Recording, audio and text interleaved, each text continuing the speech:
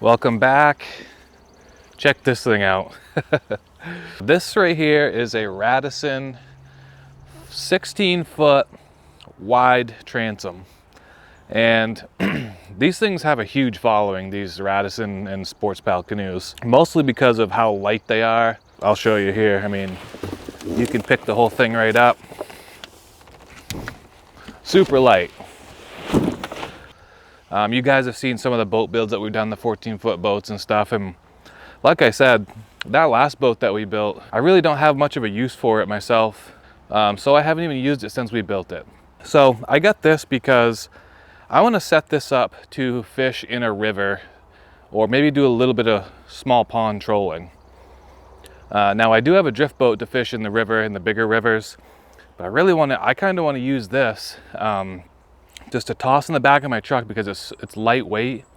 And I got the bigger one here, so maybe we could fish with another person or two. But I want to be able to take it to some of these local streams and stuff for smallmouth, because, and maybe even trout and salmon and stuff. I also want to use this as sort of a mini drift boat, or a mini power drifter, if you will, where we can motor upstream and row it back. We're going to do a lot of stuff to this canoe to make it, one, more durable, and two, more fishable.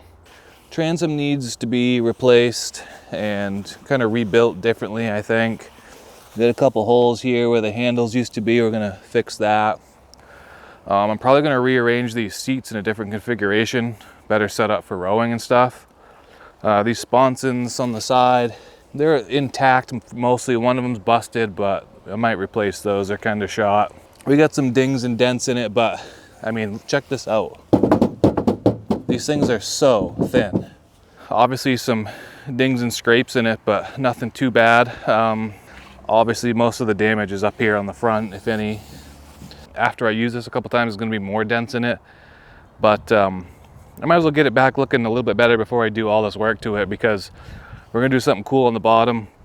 We're gonna do a pretty sick paint job, I think, and a bunch of other little stuff. So it's gonna be pretty sick, I'm not gonna lie. I'm pretty excited with it, and I wanna get this done quick because I wanna get out and start using it. I don't want this to take months to get done. So let's hop right into it and start knocking these dents out.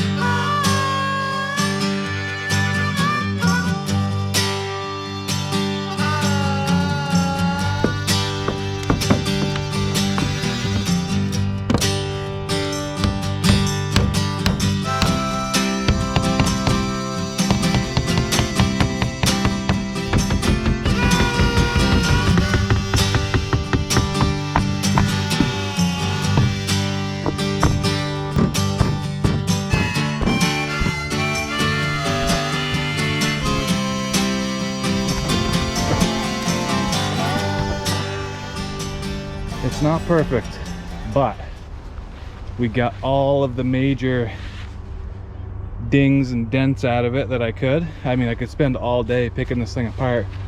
Really, I should have pulled that liner off to fix a couple of these like this, but whatever. This is actually a sealant that they use, so that's factory, hasn't been patched or anything. There's a big dent there, I fixed that. Two big ones on the back corners, we fixed those, so I think we're doing pretty good. I'm gonna flip this thing over and check out this transom. Nice wood screws. Nice. That's gonna be fun. How many friggin' screws, dude? Really? Jesus, man. Six screws in this piece of wood, dude. Come on. Look at the screws that was in that. Most of them going all the way through the metal. There's still 2 or 3 more in those boards I couldn't get out.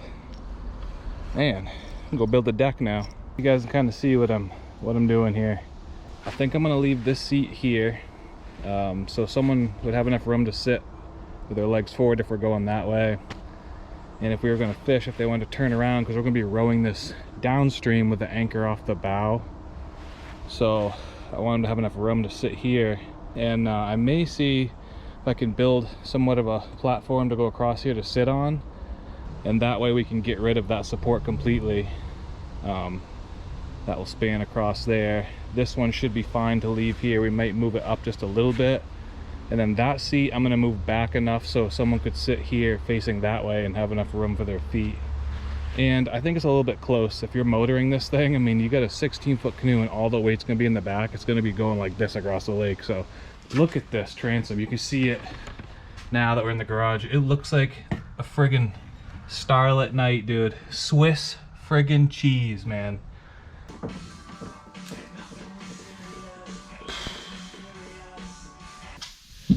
That sucks. Scraping stickers off sucks, man. Especially those reflective mailbox stickers. They're just so crappy. I mean, don't even get me started. But anyway, we got it all scraped off. I got some aluminum here from my last boat project. I'm gonna make a new sort of seat for this because we already removed that thwart there, and I moved this one up so we have room for the rower's seat. I'm gonna make it out of aluminum, and then we're gonna bolt my old drift boat seat to that, like that, but it's gonna be down lower.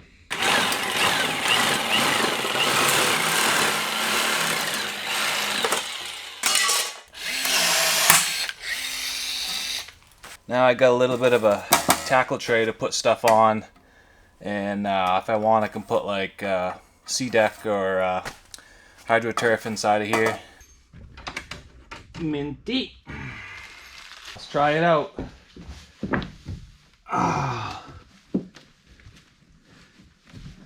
Seems very solid. I like the height. Oh man, this thing. I like it. What I'm gonna do for the bottom, if you guys have ever heard of wetlander, a lot of guys use it on the bottom of their drift boats or john boats, and it's like an epoxy basically that you put over the bottom of your boat, and it makes it super slick. And with this canoe, it'll add a little bit of durability. It is flexible. That'll be good for this little setup that we're doing here, because this is going to be going down the river, you know, sliding over rocks and stuff, and hopefully it'll prevent some you know, bigger dents from happening. It'll kind of just slide over, and it'll be easier dragging it, you know, if we got to drag it down a bank. I don't know, it'll just help protect it a little bit. Probably a waste of money, but we're going to do it for science. I've sanded the sides a little bit, enough to paint, you know, be good enough to paint. But I think I really would like to try, at least try to get this bottom down to bare aluminum, so when we put the bottom coating on, it adheres to it really well. So that's what I'm going to do. I'm going to try to use this citrus strip here, use this on one of the old boats that we stripped some of the paint off, and I think my plan is I'm going to put it on really thick, and then I'm going to cover it with this sheet of plastic that I have, this drop cloth I had, and like get it nice and tight on there. So I'll leave this and let it sit overnight, and hopefully it'll strip all this paint off, and in the morning we'll come and scrape it off and we can start painting this thing. So I'm gonna go ahead and put a coat of this on, and we'll just let it sit there. It looks like it works on some of this stuff. I mean, look at that. Comes right off all on its own.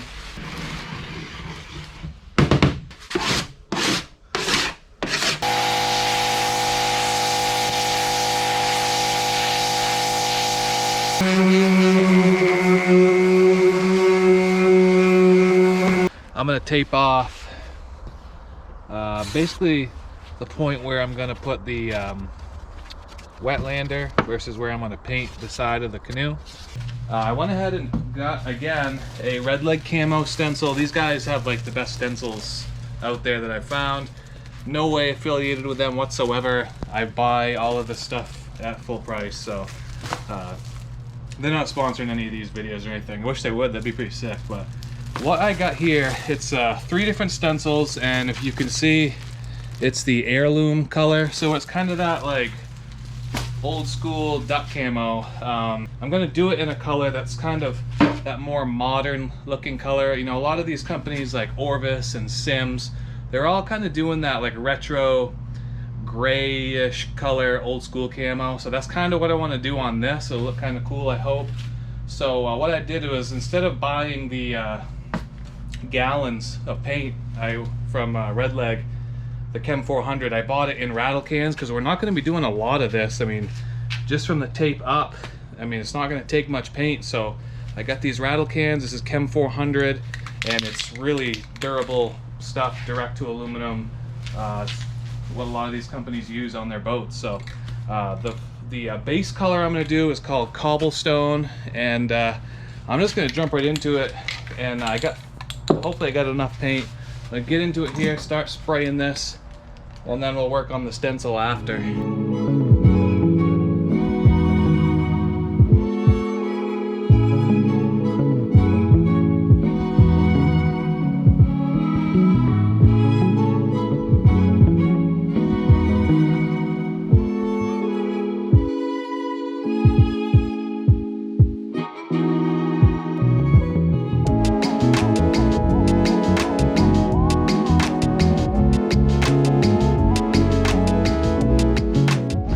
Alright, so I'm going to take these stencils out here.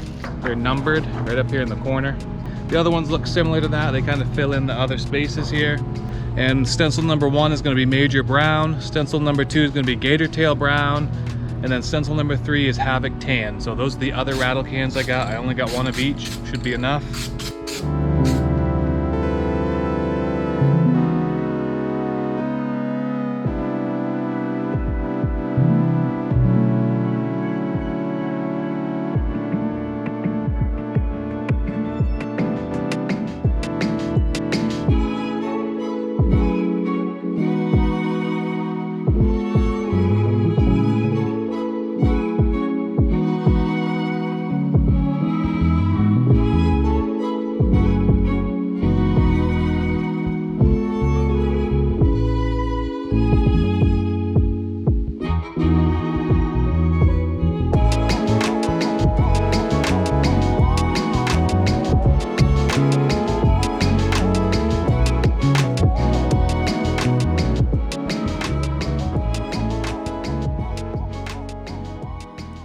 Alright, so there it is. Got it all done. I think it looks pretty good. Zoom out here. Looks like that Orvis camo, that Sims camo. Looks pretty sick. Really like how it came out. I kind of touched up a few spots, filled in where I needed to. It looks really, really, really good. And this side's all done also. It hides the dents, man. Tell you what. We're gonna fix this right now. I'm going to basically reskin this with new aluminum. I'm gonna leave this original on here, and I'm gonna basically sandwich a piece of aluminum on each side of this. I got some right here. We'll cut it to fit, and I'm gonna use 3M 5200 and just lather it on here, sandwich the two together and rivet them together. And then after that, we'll put our transom material, starboard material right in there. And that should seal up those holes nice. So let's get this fitted and get this thing fixed up.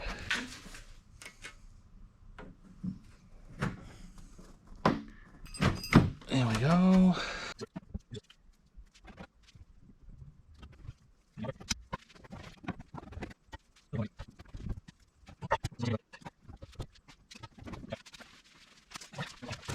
I'm going to start working on this anchor system here while some of that stuff's drying up. This is the rope I'm going to be using. I'll leave it in the description below. It's an 8mm diameter, 50-foot section. It's a small diameter, which I want. I wouldn't want much smaller than that. Smaller diameter rope, and it just over time pulling up and down, it's hard to grab onto, and it really cuts into your hands. So having a little bit thicker rope helps a little bit with that. What I'm going to do is, I had this piece of aluminum here from an old project years ago. I'm going to chop it up a little bit, but basically that's what I'm going to do is mount this sort of anchor arm here.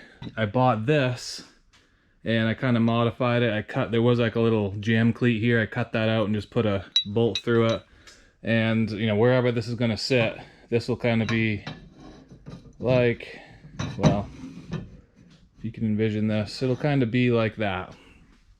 We'll run this back with a series of pulleys back to beyond the rowing bench here, and I'm gonna mount this. I'll link all this stuff down below. Like I said, this is a cheap Amazon sort of jam cleat. I like this design. I've actually had the same exact design on my raft. So I'm gonna somehow kind of mount this sort of at an angle. Might make some sort of thing here to angle it towards the rower's seat. You know, the line will come down this side of the boat to a pulley here and go right to this jam cleat. So we can pull the anchor up and down as we're rowing.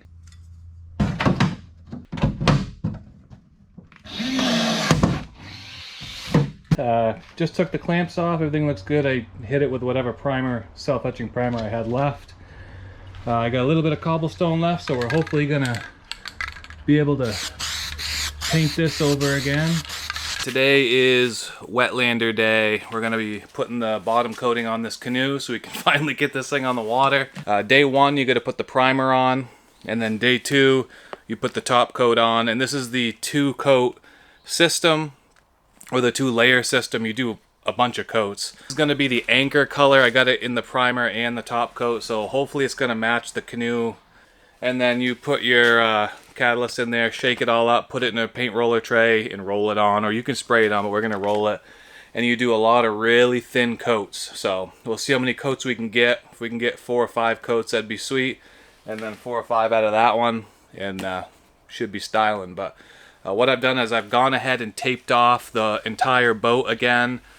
They recommend doing 2 layers of tape. So after you put your primer on, you peel the first layer off, and then you let that dry. And then the next day you can put your top coat on, and then peel that second layer of tape off. So let's see how this stuff goes. I'm gonna get this mixed up. We'll start applying it.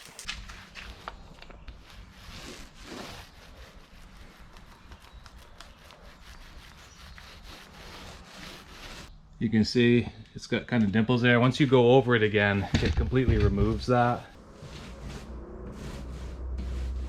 Alright, I got 2 coats on there so far. I'm going to let this coat dry a little bit before I put that next one on. You can see after you rolled it out, the second coat really gets a lot better coverage, and I assume the third coat will be even better. So I should get, I don't know, maybe 5 or even 6 coats on this thing with this bottom paint. Alright, day 2 here. This stuff is all nice and dry. They say to hit this with 220, rough it up so the top coat can adhere to it. So that's what I'm going to do. I'm not going to show you that on camera. We're just going to rough it up, and then we'll mix up the top coat and roll that on. Be done with this part of the build.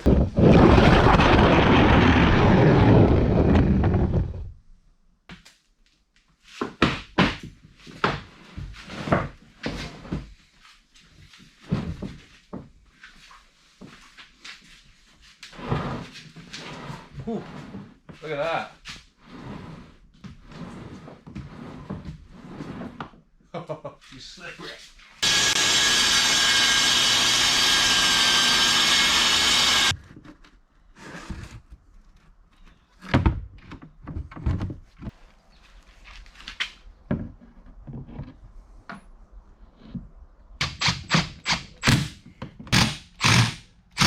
I'm rounding the corner on this here. We got the transom all bolted up.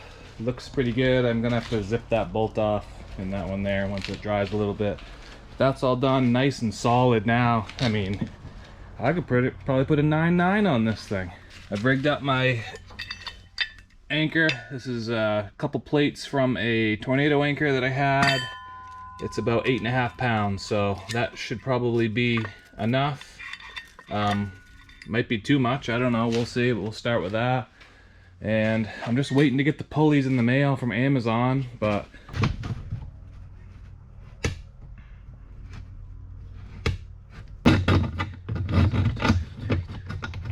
alright, I can't really do much else right now. I gotta wait to get those pulleys and then put my sponsons back on. We'll be done, but I guess while I'm waiting, I'll pull this thing outside and figure out where these oars gotta go, and we'll mount our oar sockets and oar locks up and stuff and get that out of the way.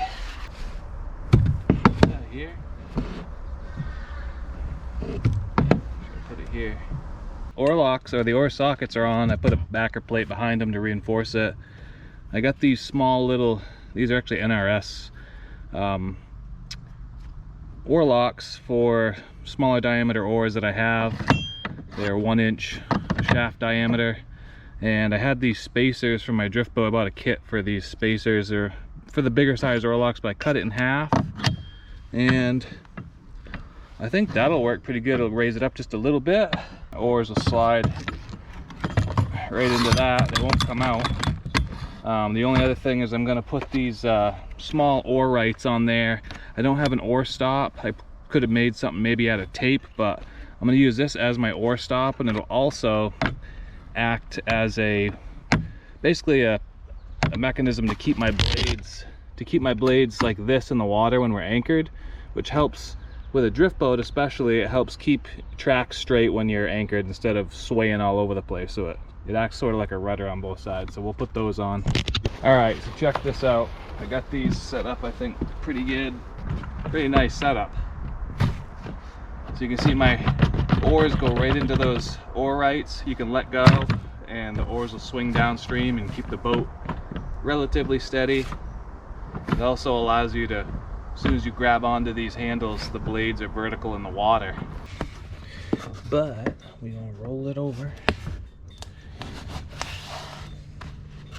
I can't get the rivet gun on there. Can I?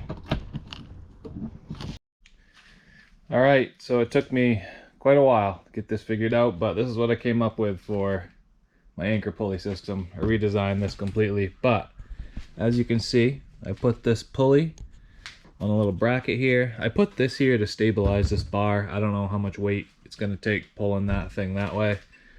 So we got our jam cleat here. Got this on Amazon. That just locks the rope down in there. I put these two eyelets here, eye bolts, to keep this rope from hopefully wrapping up over the top of this pulley, because I was having that issue mounting it this way. So hopefully that'll solve that problem. And then I just ran them back, you know, put a series of pulleys down through the boat here. And then this last one right here goes up to the end of my anchor arm and down to the anchor.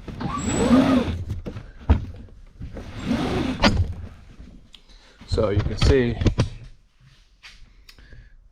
the jam cleat holds everything. When you lift up and pull it out of the cleat, your anchor will go down and then you can lock it in. So that works pretty good. Done a few other things, like add these foam. I gotta just install my rod holders for if I ever go trolling with this thing, but other than that, she's done. So next clip here, let's get this thing out on the water. All right, so check this thing out. I've got it all set up, and I actually just found a motor on Marketplace for this thing. This is a 3.5 Tohatsu. I've had a bunch of these Mercury Tohatsu little 2.5, 3.5 motors are the same size. But I mounted this on here. This should push this thing really, really good. It's not a very heavy motor, and it's got plenty of power to move this thing about, and that's what I want. I want to be able to get upriver as fast as possible without overloading the boat and the transom. So I do have this rock hopper, this old rock hopper guard that came off another 3.5 that I had. So I think I'm going to toss that on there, and then that'll allow us to basically bash the crap out of this thing off rocks, because that's what these are designed to do.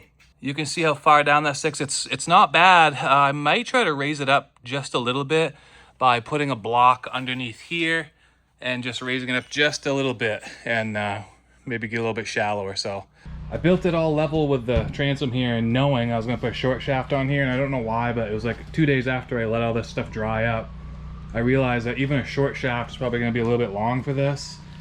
So I got the motor, and it's all right, but now this thing's going to sit down the water a little bit. I'd like to raise the motor up a few inches. So I should have built this up and made a little bit of a riser for it, because now I can't really put much. I mean, I could scab on some pieces. It wouldn't really be right. So I'm kind of contemplating redoing at least this piece and making it taller. Just basically building a little jack plate for this. And then if it's too tall, we can cut it down when it's on there. But I'm thinking about raising it like maybe 2 inches. It's up a lot higher, and I can cut this down too. That's kind of the point. And look at the clearance, dude. Oh yeah, baby. We're gonna get this thing out. We're gonna try to row it. We're gonna motor it. Just make sure everything works. I'm sure we're gonna have to fine tune some stuff later on, but I did bring a few rods. Maybe we'll catch a fish, but it's pretty windy. So let's just go see how this thing handles. I'm excited.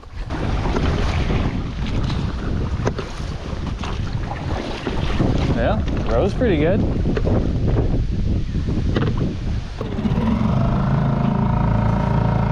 Let's see.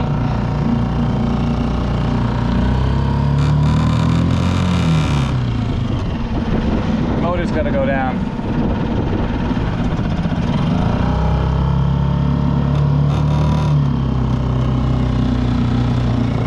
Too much air.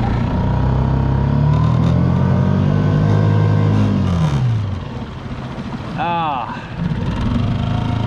Okay, well the motor's gotta go down. It'll go slow like this. So the motor does not work. It worked, but we can't get upstream, dude. It rows really good. I was worried about how it was gonna row.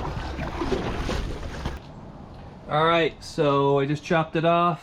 Still got a little bit of a riser there, about an inch. And we'll try that.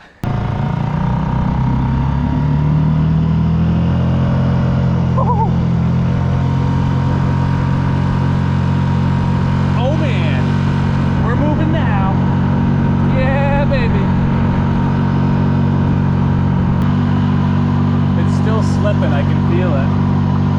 So I guess we don't need the jack plate at all.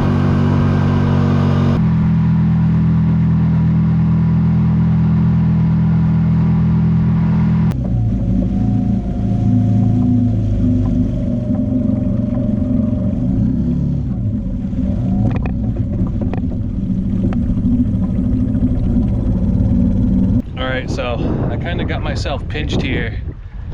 You can see we're only in like 2 feet of water right here. Get shallow up that way. It looks pretty riffly over there, like it's shallow, but I may try to row over here. I'd like to get up above this section here. If I can get up above this, there's one more section that looks to be, and I think is pretty good fishing. Look at this thing, dude. Anchor's all in. She works pretty good. All right, here we go. This is why we put the wetlander on here.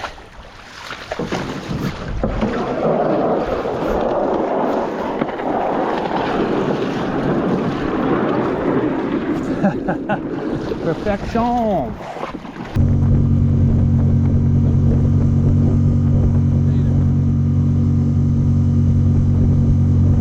All right, so this is where I wanted to get up to. If you can see with the GoPro, all these ledges up here. You know, if we were going to go up any higher than this, we would probably have to.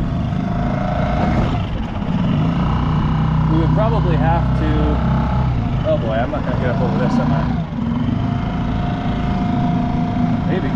We would probably have to get out and pull it up over. But I want to get up here and see what it looks like, because I expect there's some fish hanging around in here. If we're going to catch fish, this is where it's going to be. Yeah, dude. This is sick.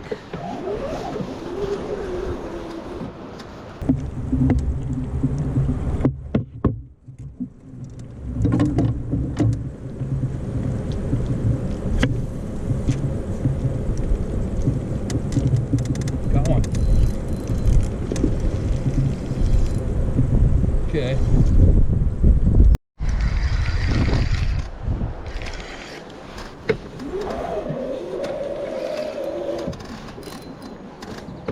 Somali.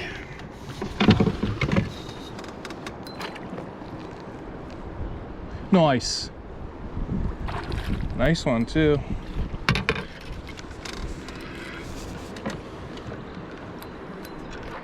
Ooh, there's 2 of them.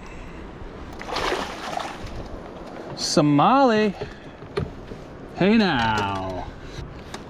Here we go. Sick. First fish in the boat.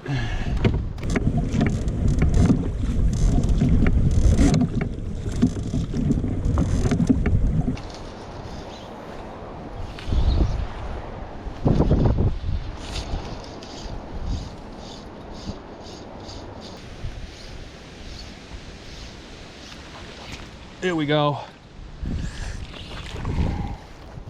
Not a huge one, but better.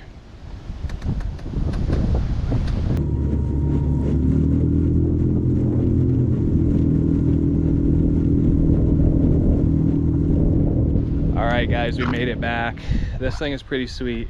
Now this is kind of bigger water than what I built this for, but it was cool to go upriver and fish some spots and then motor back. I hit bottom like a ton of times with this thing, and crop's still good. We got that rock hopper on there. Recommend those. You can call them directly. They don't really have a website, but go check them out. I love those things. And if you guys like this build, leave a comment down below. This was fairly inexpensive to do. Like, you guys that want to go out and trout fish and get a drift boat and all this other stuff, you can build one out of a john boat or out of a canoe like this.